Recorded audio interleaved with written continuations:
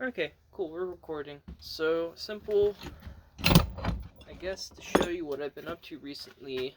Um, got a couple projects uh, with my axes here. This one is really nice plum jersey pattern. The handle is original to it, and I was trying to. I think the head was a little out of alignment, but I think my problem is that it's actually the handle here.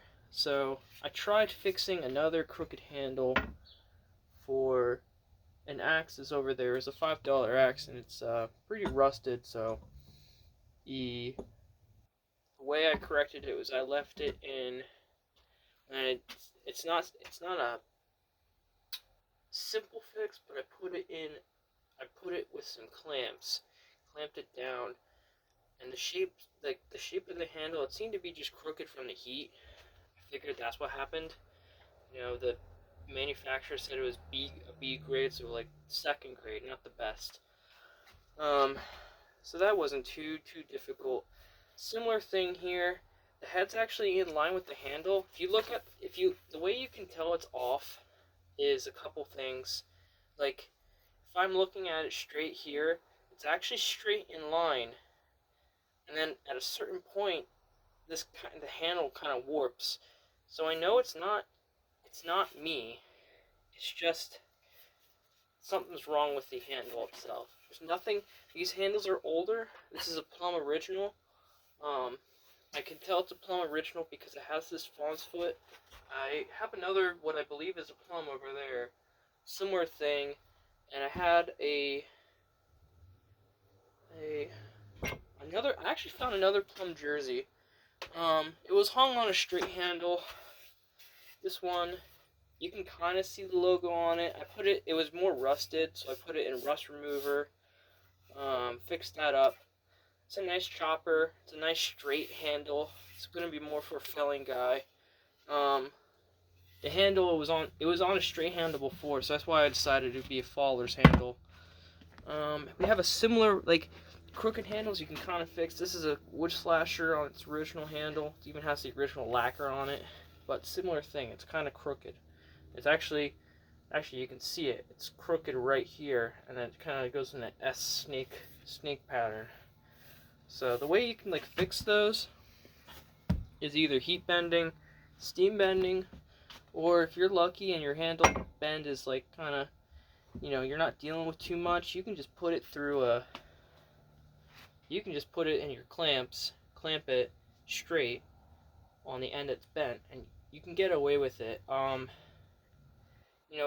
Super crooked, it's like kind of, every guy has their preferences, and every guy wants a perfect handle. Like, what is it? A fickle thing to work with. So you kind of have to take what you have and just accept it.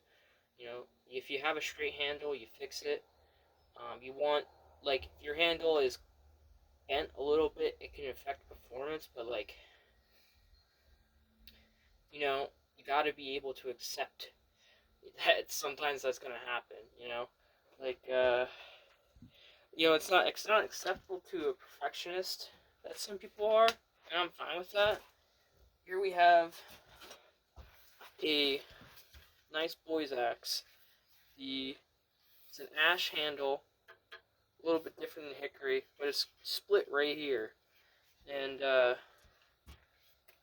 you have everyone has their preferences, and I just decided, I'll tolerate it because it's a good axe. But we're going to fix this. We're gonna fix this jersey up a little bit. It's nice and thin here.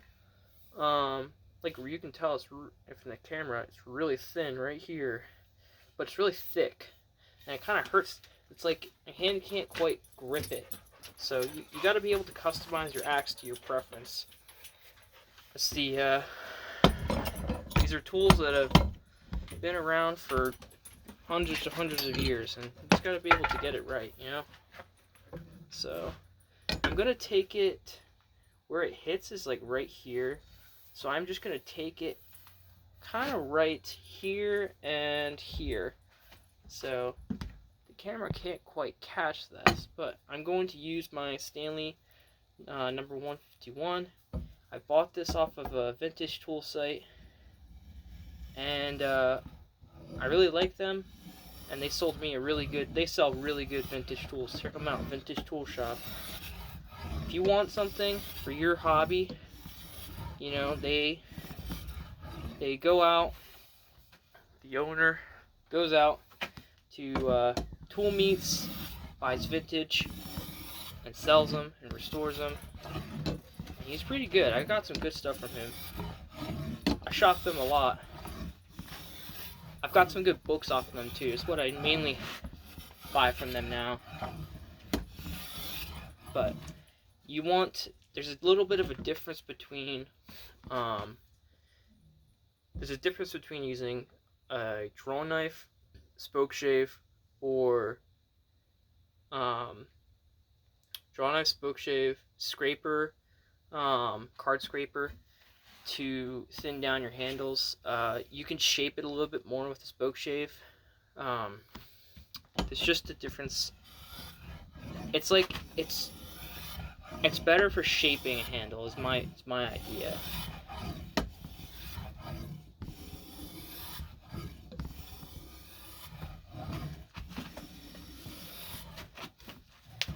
Kind of getting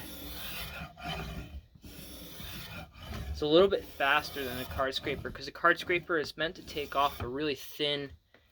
Oh, you can't really see me. There we go. Card scrapers are meant to take off really thin layers of wood. You know, spoke shave is taking off, like, I don't know what the actual measurement is, but it's enough to be faster.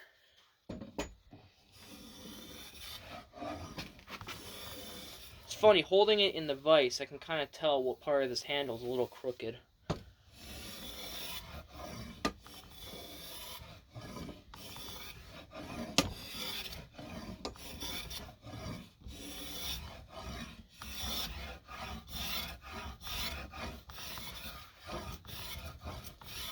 You can tell they really put their thought into this handle, because this grain orientation is pretty good.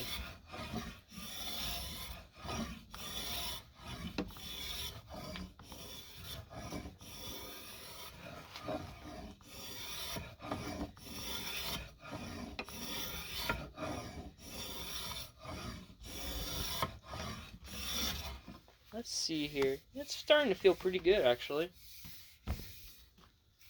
You can make your handles pretty thin. Don't be afraid to, like, go a little nuts. The axe head is really striking here, and you can't quite see it, but towards where the eye is, they used to just make it completely flat. You know, most axe manufacturers make them pretty thick, so you gotta kind of work it down as you can. Actually, if you're seating like a jersey, jerseys are pretty unique axes, because they have this, like, the eye has this little collar right here. I don't know if that's just a leftover from bringing European axes over, but they definitely make it a little bit more challenging to hang an axe, because you have a little bit more length right here to hang down here. So when you get, like, this handle is pretty thick, so I had to take and taking it down with I had a more aggressive rasp, so I just used it on here, and actually it's seated. It's funny, it's seated so perfectly, and then it kind of got stuck, like I couldn't take it out. I seated it amazingly, and it's a problem. It's a habit I have, that I just try to seat my axes to see if I can get it right, and I had a really rusted $5 head over there that's needing to be sharpened, and I seated it too hard on my handle, and I didn't have enough time to, like, make my micro adjustments. So I'm gonna sell that, but I'm gonna list it on my Etsy. But pretty ashamed of what I did there. I was like, dang, I should not have done this. So you live and learn. It's not a bad axe. It's not a bad handle. You just, make mistakes, learn from them.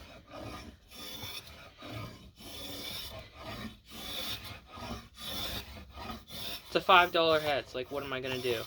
It had, I think the reason it caused, the reason I think that head that I had, the reason it got stuck is like, what I think happened is that it's because it had eye ridges. It had manufacturers started putting ridges in the eye so the axe wouldn't fly loose on the handle. So it would leave a groove when you would hang it, and it would sort of like stick, like literally like jagged edges that would kind of like hook into the axe, and that was pretty nice. But yeah, in my case, I guess it just gripped too well. So I had to, once I seated it, I tried getting it out. I tried drilling holes, and I was like, this is not working. So then I was like, well, let me just see how far I can seat this. You know, just take it as far as I can. And it went well. So nothing to worry about.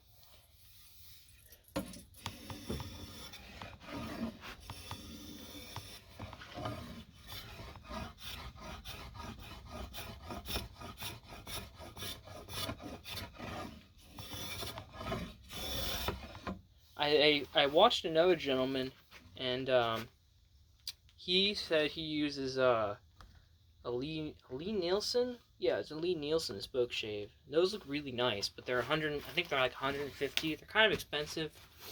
So I spent, vintage tools have gone up a little bit, but if you shop smart, you know where to get your stuff. Like a vintage spoke shave cannot cost you that much. I think the first one I ever bought was a Stanley 50 one, and that one cost me about, I'm trying to think, $15. Like, you don't have to like go crazy. And that one came customized and everything. Like, I think the only difference I know about the Lee Nielsen is that they make thick blades, which are really nice. They do make a difference. And thick blade. Oh, it's nice and thin. That's really nice. They make thick blades, and they make a tight throat on their for all their tooling. They do a really good job at leaving it at the factory. But it's really a matter of like if you want to have that nice quality right out of the factory, you know, cuts right. You don't have to do anything to restore it. But it's more of just my personal philosophy. If you don't want to spend money on something, you know, you're already making out pretty well. Like, why? Anyone who spends money can be a sucker. You know?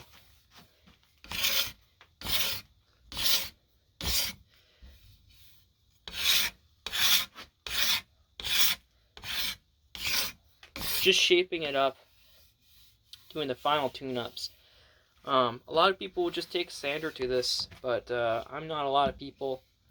I like my handles to be kind of like a scraper does a good job leaving a finish that's like you're going to burnish it with your hand as you use it, or you could burnish it with some wood shavings. Doesn't matter, but a scraper just leaves a good finish. Like, you take it, you're more aggressive and faster with the spoke shave. The way I look at it, you're more aggressive and faster shaping it with the spoke shave. You finish it with a scraper, you're going to leave a good finish, and it's going to shape out any of the rough ridges, because like it's kind of too flat. The spoke shave, I mean.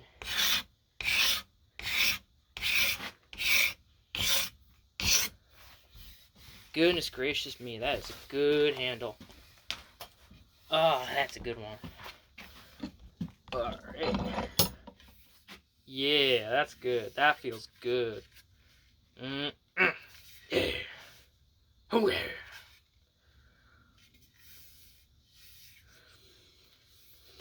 Oh, I love this. I love doing this. Alright. That's the video. Yep.